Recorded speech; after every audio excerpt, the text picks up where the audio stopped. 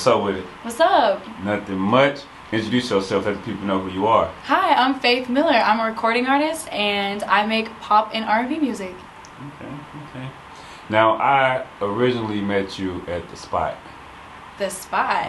On Central Rock Road. Yeah. When we did a performance, I did a performance, over there. Yeah, I remember. You had like a long braid. My braid. Yes. I don't know if you remember, I gave you my card. I'm like, hey, I was introducing myself. Like, hey, I do interviews. That was like, I don't know, that was so long ago. I actually still have that card in my other wallet. Yeah, I do.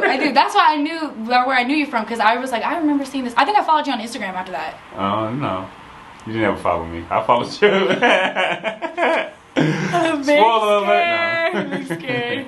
I'll follow you back after this. But let's start from the beginning.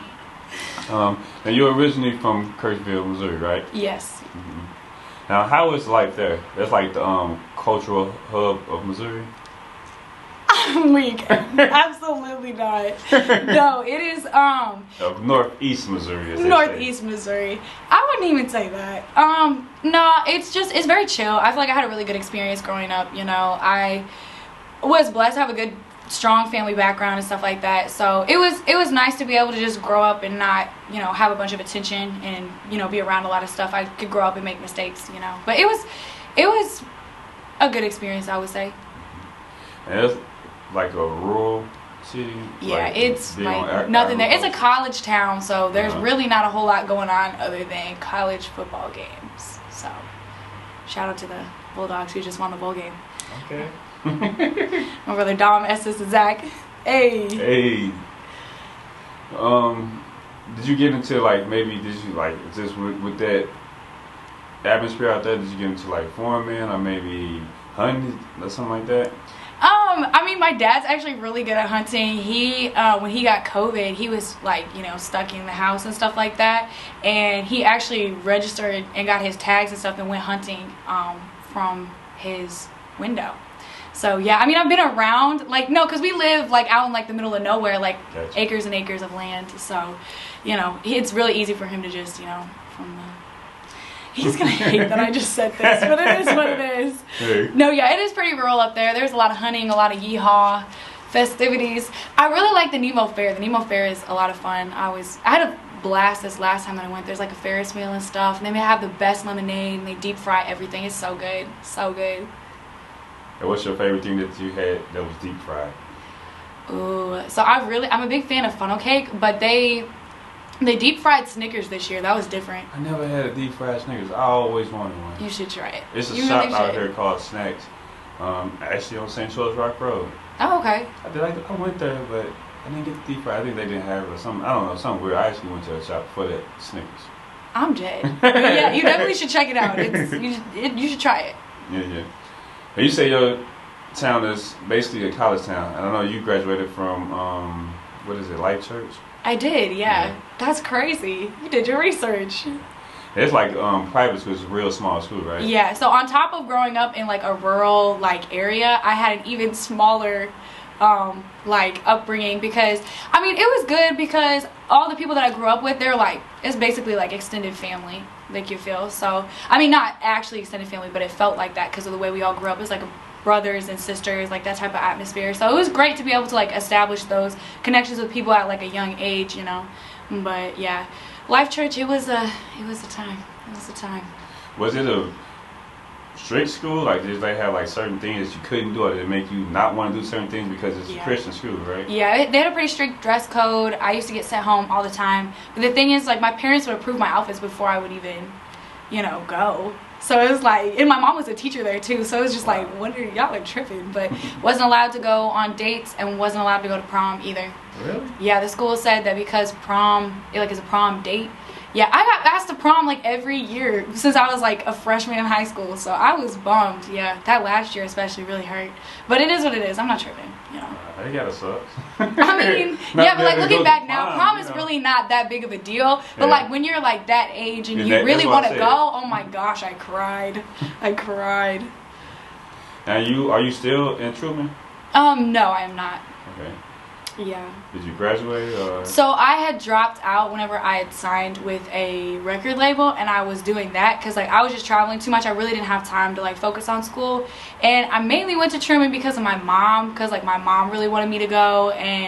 But I also felt like that what I wanted to do, I didn't necessarily need a college education for. I mean, there was a lot of things that I was learning in like the performing arts like aspect over there, but a lot of the stuff that I wanted to do, it's just like it's a different genre, you feel. Yeah, understandable.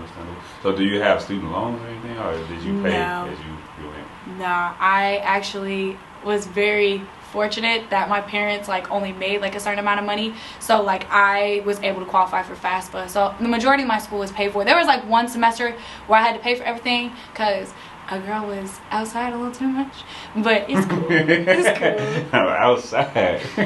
Yeah, trust me. I first fresh out of high school, went to college. I probably shouldn't have done that.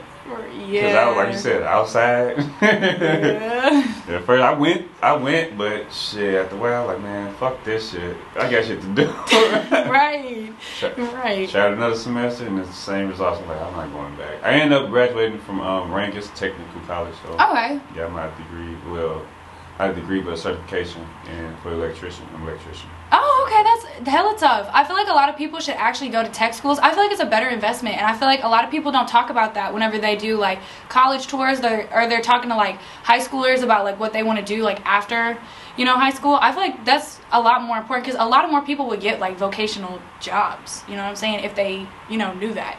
Because like 4 years is like a really big commitment to like one thing, and then especially if you don't really feel like it's going to benefit you in the long run, it's the biggest waste of money, and it's also like you just end up like partying basically for 4 years. That's just like not it. That's not it. So and you accumulate the student loan if you're not able to pay as you go. So right. Then I think Biden, he was supposedly to eliminate, help people with certain student loans. Yeah. But now they're saying he's retracted from that statement. Yeah, I saw a lot of stuff on the Shade Room, you know, the most accurate, you know, news outlet source. But no shade, no tea to the Shade Room, like nobody come for me. But I saw that they had posted something about that, and I was like, that's a shame, you know. I'm not in that situation, but I know that a lot of people, like, it's really hard. Like, people don't understand that, like, student loans is a really big deal for a lot of people. So, yeah. Yeah, they're saying that it will affect, you know, majority of the people who have to start back paying those payments with, you know, with the pandemic currently still going on. Exactly. Put them in a deeper hole. Exactly, yeah. Now, let's go to the music.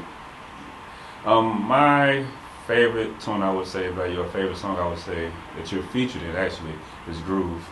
Really? Hallucination album? Yeah. I wrote that so long ago. That's crazy. Like, I barely remember that. That's crazy. Yeah, it's a good... It was with Lonzy, right? Yeah.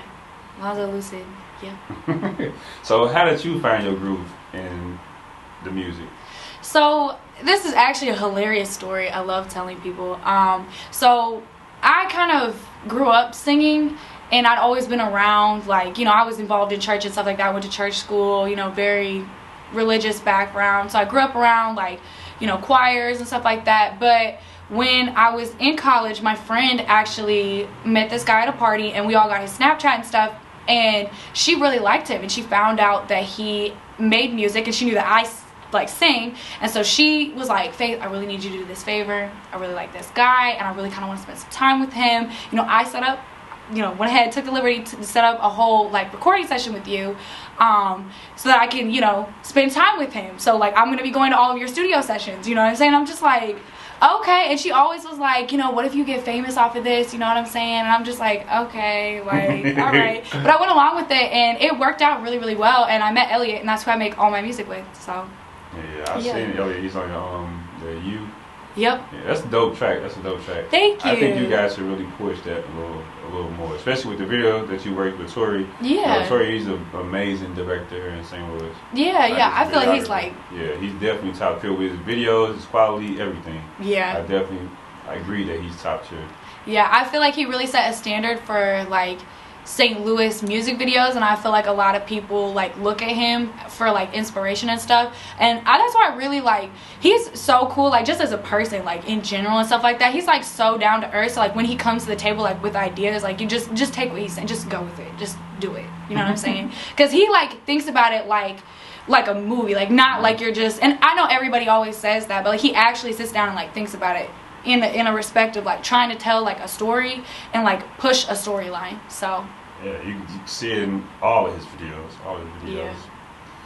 So I would guess you say you met Elliot. Were you making music before that, or like how long were you making music? I mean, for me, I was just writing music. I actually started off, don't know if I want to say this, writing country music. A big scare. But like you got to think of the area that I was in and like, you know, what was going on. But country music is actually very easy to write because it's very, very simple and very straightforward. So for me, it was a good place to start. And it was really easy for me to like talk about my emotions. You know, I didn't feel like I could really, you know, talk to everybody about what I was going through. So like I just started writing music. And then, I mean, it wasn't like I never recorded or anything, but that's why my friend set me up with the producer, because she knew that I had been, you know, dabbled doing, you know what I'm saying? So yeah. When did you realize that you had such an amazing voice? Was it something that you always knew, or did you take classes, or what? No, I knew I had a good voice. I just feel like when I was younger, I wanted to like hone it in and find more of a specific like tone, because I feel like every singer has like something that they're like known for, and I just never felt like I ever had something like I was known for. So for me, I just sang a bunch of different things, you know, just trying to find that one sound. So, I mean, I had music teachers, of course, like rely on me. I was always getting solos. I was always getting asked to, you know, help out and do certain things. So I knew I had a good voice, but I actually was doing, I got cast in a musical for Truman when I was still in high school, and that's when I knew I was pretty good. So, yeah. How was that? It was really good. Oh my gosh, my Titanic family. It was Titanic the musical. Wow. Yeah. Yep. Who were you in? So it's not actually like based on the movie. It's actually based on like, there's a bunch of different stories that are told in it. I played two different people. I played Mrs. Astor, who she lived, and I played this other girl who was like Irish, which I actually had to study like an Irish accent. They really made me get into it, you know, and you know, research like the dialect and stuff like that. So I had to learn how to like speak Irish, if you will, for a minute. It was like a northern Irish accent, so it was like a specific type of Irish accent. They really made me get into it, but I was really grateful for that experience. I learned so much doing that show. So, and we had to sing in corsets, which if you know how to sing, you're supposed to sing with your diaphragm. So when you have a corset on, it squeezes all of your organs together. So I had to learn how to sing completely differently, which was like insane. So, but I know a lot of singers have to do that anyways, because they're like doing shows and costumes. Me myself personally, I sing through my nose. True. True. That's not a good thing for what I heard. No, it's really not. Because like, what if you get a cold? Yeah. What you sound like? I don't know. It's just, yeah, I'm not a good singer at all. I was about to ask that. I was like, you be singing? I be trying. I do karaoke. I'll sing some Keisha Cole. Keisha Cole? What song? Love. Okay. Love. Okay. LMA. I like LMA. True. Close. True. Naked. A lot of her songs. Yeah. Okay. Okay. Yeah, I'm really tuned. I liked her. Her sophomore. Oh, not her sophomore. Her debut album. It's the only album she got out now. Yeah, she do. The mixtape, you know. Yeah. Speaking of just albums, mixtapes, your first EP, After Midnight. Yeah. I know you plan to do a release party. Was it last year? Yeah, that got unfortunately shut down. Shout out to COVID. That was so sad. Yeah. I had such a good time, like, coming up with the concept of that project and stuff like that, but I did feel like it was really rushed, and that's why I want to make sure, like, moving forward, I don't just, you know, put something out just to say I'm putting something out. But I really missed the energy in one of the songs. It was like Talk to Me, you know, like, come on baby, talk to me, just talk to me. I missed that song so much. But I feel like I'm glad that era is over, because I feel like that was only the beginning for me. But it was a good place to start, you know. Yeah. With COVID affecting your release party, like potentially your release of the project. Oh, it most definitely did affect the release, yeah. Did that put a stunt in your career, or did that make you hesitant to drop again? Yeah, I would say I feel like I had built up a lot of anticipation around that project, and then when everything kind of fell through, I was just really disappointed because I felt like people weren't as in. It was like when COVID happened, everything was over with, like everything was shut down, like everybody was bummed. So it's just like the energy level that I was expecting for that project wasn't met, and so I was really disappointed. And so that's why, like, for my next project, like, y'all are gonna have to beg hands and knees for this next project, because like I'm not gonna just drop something, you know, that people don't really want or aren't asking for. So yeah. I say, yeah, I can imagine, like you said, you want to build up your basically your fan base, and then have them anticipate, and once you drop it, it just flows from there. Exactly, because I feel like there's like a certain, like, I'm starting to really hit the streams and stuff that I want, and like even with the new Fuego, I don't know if you've heard about the Fuego app dropping. So it's a brand new streaming platform. Young Thug and Gunna are endorsing it, and they're, you know, avid contenders for it. I think it's like one of the 2 people that Young Thug follows.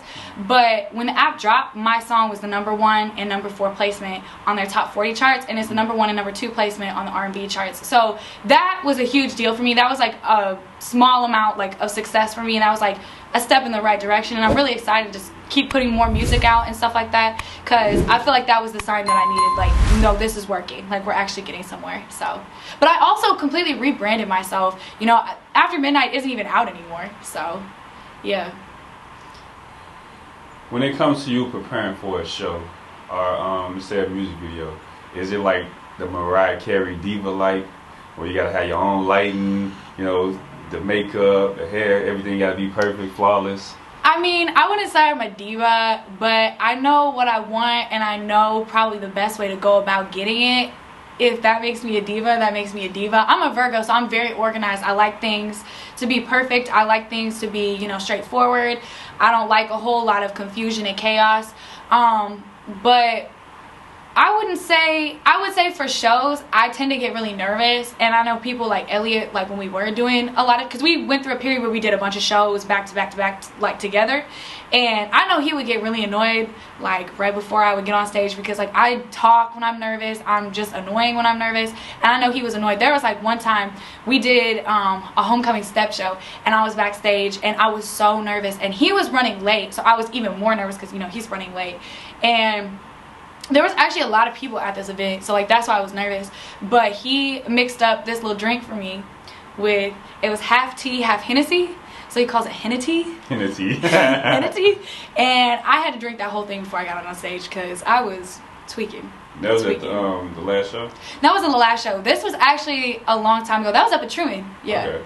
But no, the last show that I did, I was nervous for that one too, but only because I was sick. I wouldn't say I was nervous. I was just under the weather, so I wasn't feeling great. So I know I said in another interview that I took 1 or 2 shots. That was a lie. Me and my friend actually drank half, like the whole bottle. So I drank like half the bottle of Patron before we went on stage. You know, right before you went on stage.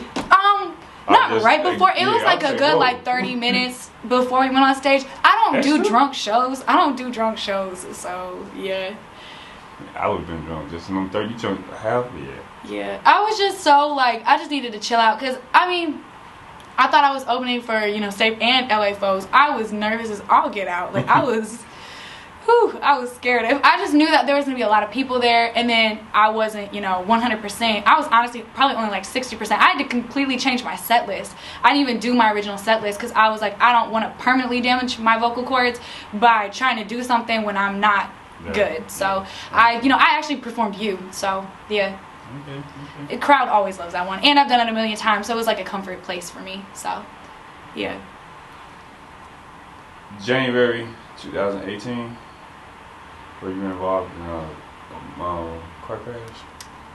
Wow. Yeah, I was driving to go see the guy that I was talking to at the time, and I was driving back. It's funny because me and my dad actually just talked about this like yesterday, which is crazy because I can't look at the pictures from that car accident. I can't Like, so I drove back super duper late. It was actually over by like Kansas City and stuff like that. So it was like a 3-hour drive back, and I started driving back at like 1 because I had fallen asleep at his house. And I was like, dang, but I should have just stayed, but I didn't want, you know, my parents to get mad at me. I didn't want anybody to, you know, freak out. So I ended up driving back, and I fell asleep at the wheel. I hit some black ice, and my car spun, and I hit the brakes real quick, but then I remembered, I'm like, no, Dad said not to hit the brakes. So I took my foot off the pedal, and I just let the car like spin, and it started flipping. And when it flipped, it actually hit a boulder, which stopped me from going into the Sheraton River. It was out on Highway 11, and the only place that wasn't crushed was the driver side of the cab. None of the windows I could get to roll down. I had to climb through the front windshield that was shattered, and I lost my phone. It was like completely cracked. It had, like, you know, there's ink in your phone. Yeah, so I'm in the middle of nowhere, like out on Highway 11, and there, like, I had to run and find like a house, like knock on the door. It wasn't until I knocked on the door, and this lady answered me. I mean, it's like 2 or 3 in the morning, and you know, she's probably scared. You know, I'm scared, and she called the police, and I had them call my parents because I wasn't calling my parents because I was like, no. But it was then when I realized that I had like blood like all over my hands, and I was bleeding, and I was injured, and it was just really scary. I feel like that was a big life check for me. It was like, wow, like, you know, it put a lot of things in perspective. I really feel like if I was supposed to die, it was gonna be then, you know what I'm saying? So I obviously know that, like, I'm here for a reason, and there's a lot that I'm supposed to do, and I'm very grateful that, like, I'm still alive. And I feel like that situation really made me realize that, like, I wanted to take music serious, and that's why I really started writing music, was because of that. You know, I actually have a hard time driving at night now. Like, actually, do you have like PTSD from yeah, I do. Sometimes, like, if there's a lot of traffic, like, I get a lot of anxiety, and I don't have like tics, like I would say, but like sometimes I like jump, like I just get really jumpy, and I have a hard time driving to St. Louis. Like, I'm not gonna lie, just like in general, because like being like from a smaller town, like that type of stuff, like there's like what, 5 stop signs and like 2 stoplights, you know what I'm saying? So yeah, but that's crazy that you asked about that, because I really haven't like talked about that in a long time. And it's crazy, me and my dad was just talking about, because he was trying to show me the pictures, and like I just couldn't do it, because it was just, if you look at the car, like you would really be like, wow, like you're not, like it's a miracle you walked out from that. Yeah. That's how you just described it. I'm like, wow. Yeah, it was crazy. I literally had to, like, I had no service. My phone was completely gone. I had to run to find help. So not only did I have to crawl, like, barely made it out alive, you know, from the car accident. And I just remember, like, when the car was spinning, I was just like, whatever happens. Like, if this is it, like, this is it. Like, I just remember thinking that, and it's crazy. Wow. Yeah. It's a blessing that you made it through that. Yeah, it is. For a blessing that you be able to be here still, you know, be able to continue to make music, be able to come, you know, and do this interview with me. Yeah, doing what I love. I'm so blessed, actually, to, you know, do what I love every day. So, yeah. Last question. If you could do a dream collab, dead or alive, who would you want to work with? Ooh, because I feel like I grew up listening to a lot of older music because of my mom. Oh, I don't know. This is a good question. Honestly, probably like probably Mariah the Scientist, because I love her vibe, and I feel like I could vibe off of her energy really well, and I feel like she's pretty versatile. Like, she can get in her sad girl bag, but she also can turn up a little bit and do some like cool chill stuff, which is what I've been into more here recently. But other than that, I used to always say Tory Lanez, but you know, I had to cut that one out. So, but I don't know, anybody that's really versatile and can, you know, rock with a couple different genres is somebody that I really would be interested in working with. So, yeah. Do you have any last shout outs you'd like to announce? I just would probably say stay tuned for 2022. There's a lot of things coming. You know, He Said, She Said is dropping soon. So, that's a big announcement. I ain't even told nobody the name title, so that's the name title. He Said, She Said. Look forward to it. So, yeah. Shout out to social media. Let people know where they can find you at Hey Faith Miller on Instagram, and I'm on Spotify, Apple Music, Twitter, all of it, YouTube. So go follow me on all streaming platforms.